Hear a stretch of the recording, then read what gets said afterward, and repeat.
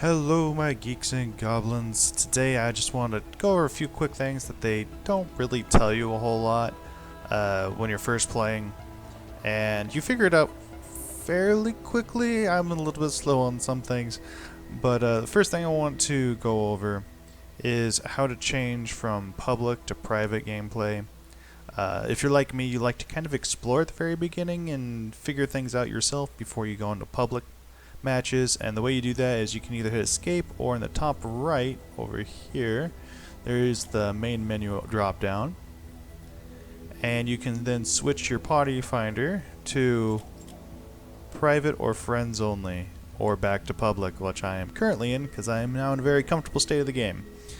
But I would suggest going private for like maybe one or two missions, kind of figure out the building of the fort yourself so you understand when you see other people building structures what can be added onto it to make it a little bit more effective. And that way it's not quite as chaotic when you're trying to, quote, assist somebody with building and you just get in the way. So that's how you change that. And it's also where you can go into the other settings and whatnot.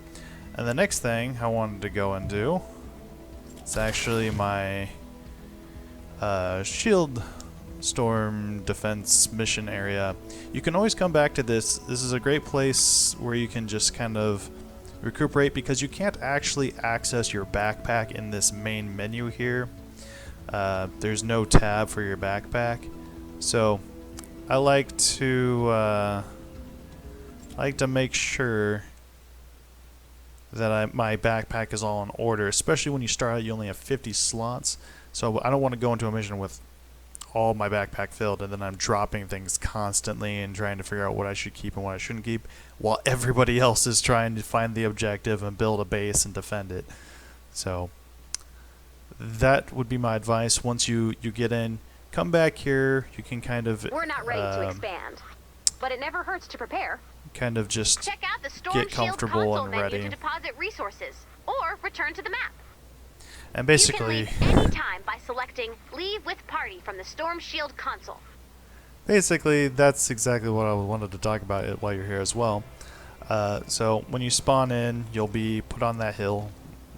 Every time I've spawned in, I'm always up on that hill.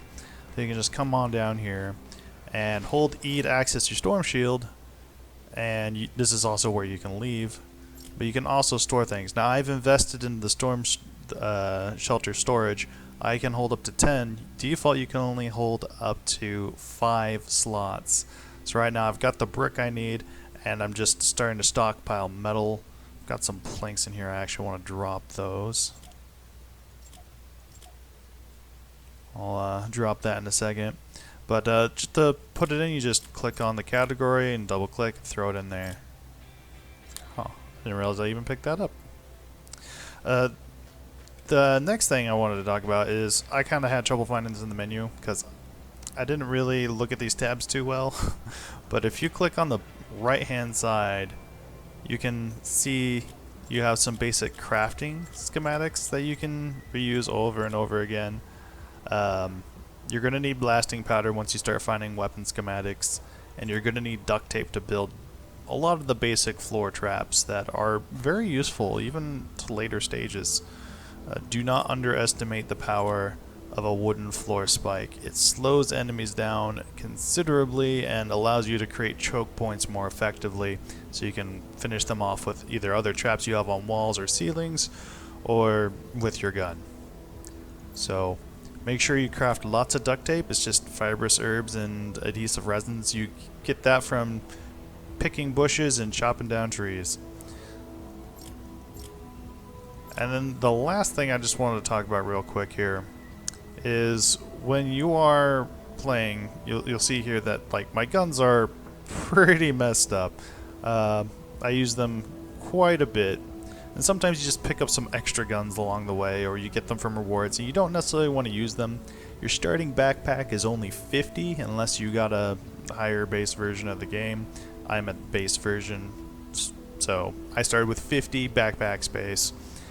The way you can really help yourself out here is, especially early on, you're going to need a lot more inventory space management.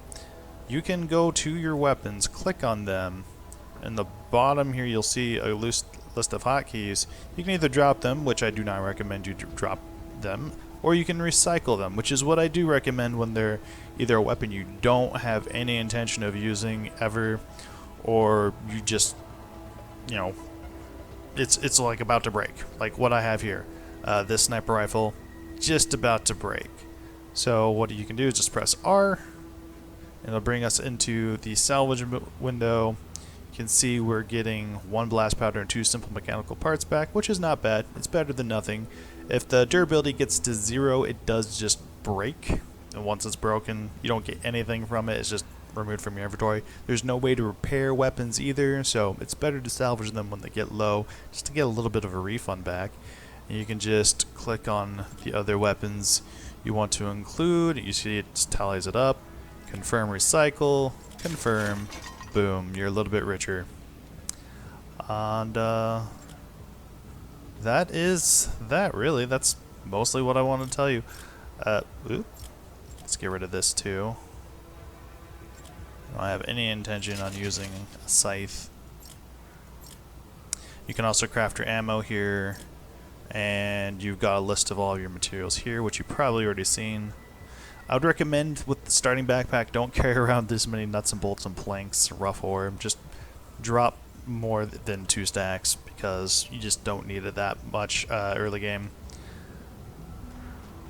And yeah, so I hope you guys are enjoying yourself, getting into the game a little bit, and I'll see you guys in the next one.